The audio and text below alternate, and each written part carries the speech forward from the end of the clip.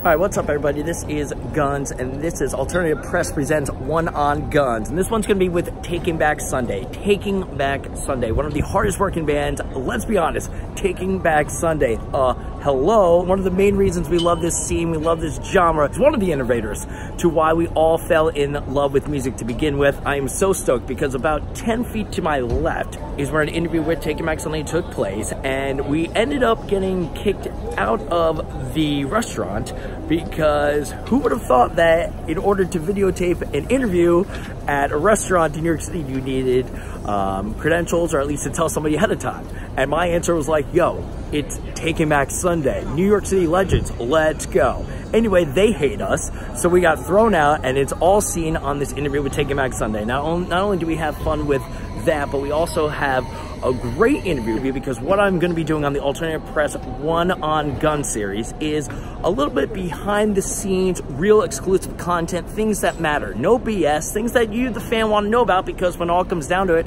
I'm a fan, you're the fan, music rules, that's why we're all here. So some of the questions we're going to do with Taking Back Sunday include the fact that they're now playing albums that they've had for 10, 12, 15, 17 years long now, and they're playing them now. And do any of the albums, the lyrics, the music mean more to them now than perhaps they did when they originally wrote it? Also, we jump back to over 15 years ago when Taking Back Sunday was touring with Midtown, and I play a live video from the Knitting Factory in New York City, and Adam and John look at it for the first time in over 15 years, and boy, how times have changed. It's all in the ALTPRESS presents One On Gunz video series. And what I want you to do is to subscribe to the One On Gunz YouTube video series right there. Click subscribe, as well as if you have any comments or questions that you want me to use in the future for all the guests. I'm talking the best up and coming artists, those established bands that we all love. Just comment below, tell all your friends, literally tell all your friends. Let's end on that note. It's One On Gunz.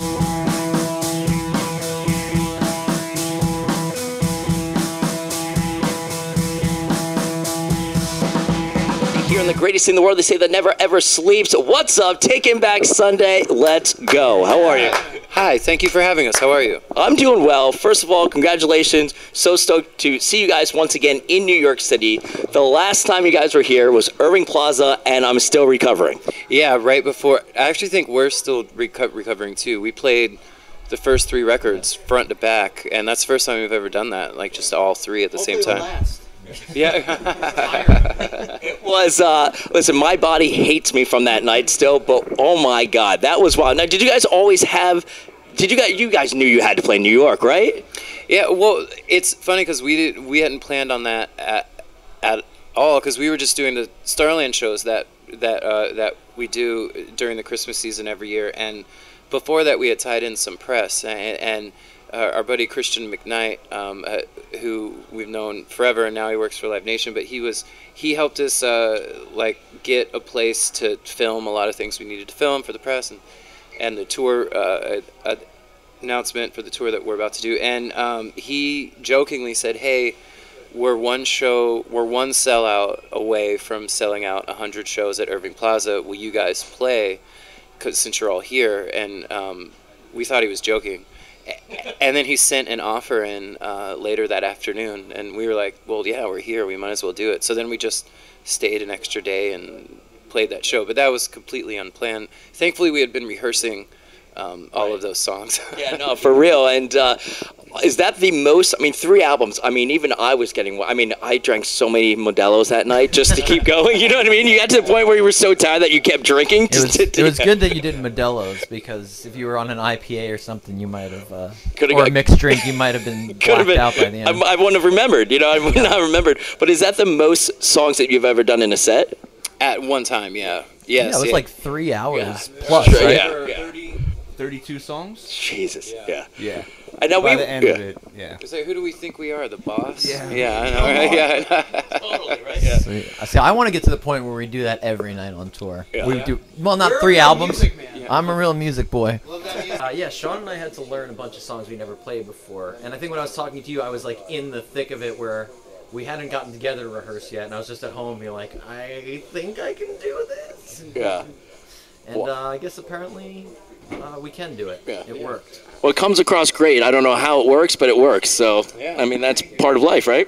Yeah, like it felt and it felt really good too, you know, because there was, especially in New York, I think, to be able to play those 3 records, because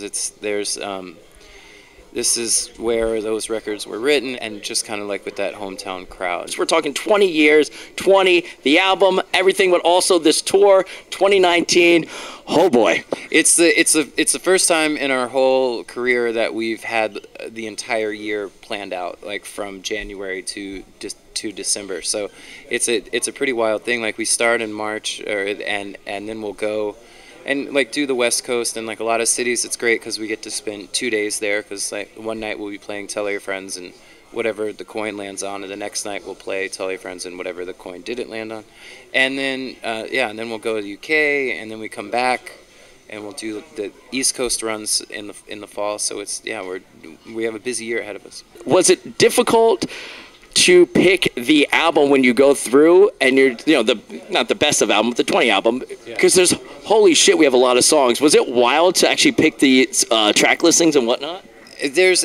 When we were going into it, I think we were all a bit worried, like we weren't sure how we were going to do it, but we do everything very democratically in the band. So what happened is we just all individually on our own made a list of what we thought should be on there, and then when we came together and compared lists, they were pretty much the same. So there wasn't. So it went a lot smoother than we thought it was going to. And also, like there were a few differences, but we made a 10-inch and called it like artist picks. So like songs that maybe didn't make the track listing 420 are on that 10-inch, which came with like a special order that we had. Which song that you play now out of these 3 albums are you surprised that you still love, or perhaps love more now than when you originally did it?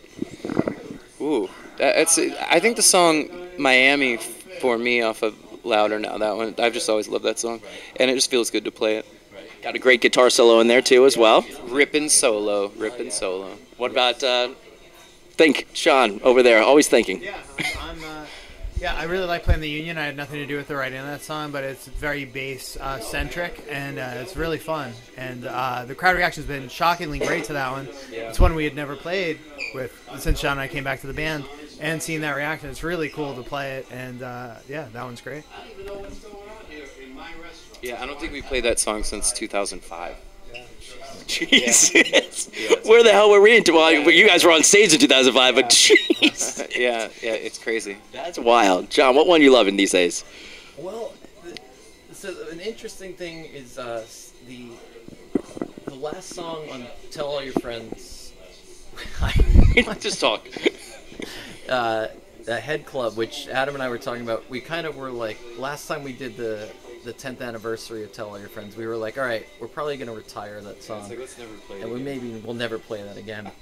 But then we're doing it again, obviously, on this tour, and the reaction is really just been blowing my mind. Shockingly strong. Yeah, like right, people are into it, and that's like that really makes me appreciate the song a lot more than I did before we did this tour. Yeah. Say maybe like Photograph is proof. Okay. We haven't played that in years, and I wasn't excited to play it at all. But tell us what you really think.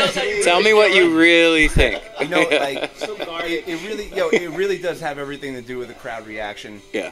And it's been great to that song. And then also, what's the last song of Louder Now called? I'll Let You Live. I'll Let You Live. Yeah. That's been a lot of fun to play. Well, it's crazy. That one, we only, like, when we released Louder Now, we did, like, 6 or 7 shows to where we played the album in full, and that's the only time we've ever played that live. So, and people were going nuts to it, and they were singing along, and it's such a different, it's a big departure from most of our songs, so. Right. Yeah. And Divine Intervention, I had no idea how you were going to pull that off live, and then you do the harmonica. Yeah, well, because that part, I mean. Yeah, doot doot. Originally I played that facing into this echo chamber that, or like reverb chamber that Eric has at Barefoot, and then so like we set up a little xylophone, and I'm just sitting there, bing bong, bing bing, and then when we were figuring out live, I remember when I was first. Thank you, sir. Yes. I remember when I was first learning that learning that xylophone part on the harmonica, we were on the bus, and Mark and oh yeah. Oh no. Why?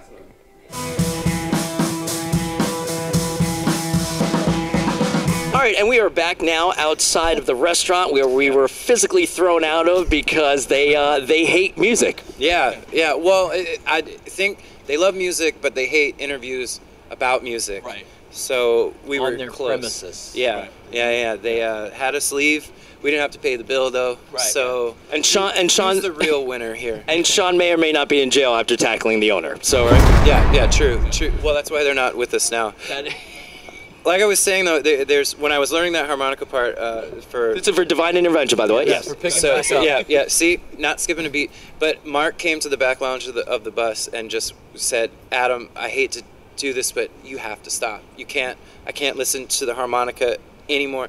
And then when I to finish learning it, I had to wait till we were parked at a venue, and I was with far out of earshot of Mark, which I always thought was pretty funny. I mean, it's been fun, especially to be able to hear these old songs still going strong. Listen, man, 20 years, that's wild. I mean, you say it from time to time in every interview, like, never thought this would happen, but literally, fucking 20 years is a long time. Yeah. It's really hard to believe, and then when you look at it on paper, it's like, oh, well, that's real. And so we're just the luckiest guys you're going to meet. How did Take Back Sunday continue to survive all these years? Blind perseverance. Okay. That's a good answer. That's a great word. But no, I just think we're all real stubborn, and I also think that this is the only thing we've ever wanted to do, any of us individually, and so I think that's something that's always in the forefront of our minds. So that way, even when things get hard, it's never it's never so bad to where it's like, okay, I give up on my dream. You guys did 3 albums, perhaps some of my favorite 3 albums, ever. What band would you guys want to see 3 albums performed by? But an artist that 3 albums for that means so much that you would just love every track 9 on an album. You know what I mean? And you'd be all about it. Tom Petty, hands down. Yeah. Pearl Jam, definitely. Oh, we saw them play. We actually saw them play Versus. Yeah. That Adam and I went to see them, and some friends. They played the whole album though, but just as part of their set, it wasn't like that was the thing they were doing on the tour. It's just like one night they were like, let's play Versus tonight, and they played the entire record and then played 30 other songs or something. But I could definitely go to a show where they played 3 albums. Radiohead would be another one. Pretty much any 3 albums I'm in for. And I like how it's always John Nolan. You know what I mean? It's two. It's not just John. It's two words. Well, it's if we're being proper, it's the John Nolan. Right. But so cocky. He's so cocky with the right. Yeah. He'll accept John Nolan, but let's be real, it's the John Nolan. Well, there's a lot of John Nolans. You gotta make sure you know. I only know one. Well, Christopher Nolan, the famous director, has a John Nolan who works with him. There's a John Nolan. You've done your research. If you Google John Nolan, a lot of them come up. You got to know which one is the John Nolan, the important one. Google that right now. Am I the #1 John Nolan on Google? Look how handsome with your short hair. Look how handsome I used to be. What a nightmare. What a nightmare. I prefer it longer, personally, but that's just me. So you are literally the John Nolan if you come up #1. I guess so. I didn't realize I was #1. I feel good about myself. British actor is a John Nolan. You're the John Nolan. Yeah. The first time that I knew that you guys had something good going, and I've told you this before, was this video that I was at live. And it was Q Without the E at the Knitting Factory. Oh man, yeah, my hip was dislocated. I think it was the Midtown tour, right? Because you decided to jump off. Have you seen this video anytime lately? I haven't seen this since 2003. Semi-acoustic, right? Yeah. It was. Yeah, and we're sitting down. Yeah, because we did this at the Birch Hill also. Yeah, and Michelle came out. Look at Mark with his Hatebreed jersey. Hatebreed jersey. Dude, he had that Hatebreed jersey. Look at this. Oh man, Sean with hair. We're like little kids, man. I'm playing the piano on this. Yeah. I forgot. It's been a long time, my friend. My favorite is I just sold that guitar. when you do the breakdown, you're doing typical Adam from back in the day, and the crowd just fucking loses their mind, and I'm like, Take Back Sunday's got something real here. And Wild. Man, know who else I saw at the Knitting Factory was oh wow, that's crazy. That was like one of the first times that like the crowd erupted. Wow. Man, that's crazy. Gee, that seems like a different person. Boom. Man, yeah. It's wild. Yeah. How about that? Yeah. Yeah, that's nuts. Sum it up. What do you want to say to the fans that were there and still coming, and also are bringing their kids now to see you guys for the first time? Right? Yeah, I would just a big heartfelt thank you. Thank you very much. John, any final words? Check out his solo stuff, by the way. It helps him get through life, so it's good. That's a good plug. Thank you. But yeah, you know, we really are incredibly grateful and incredibly lucky, and it's, I think, one of the most. I think, like, even after 20 years, I think we'd still be doing this no matter what. But the fact that people are still watching us do it and care that we're doing it is the most amazing thing, you know.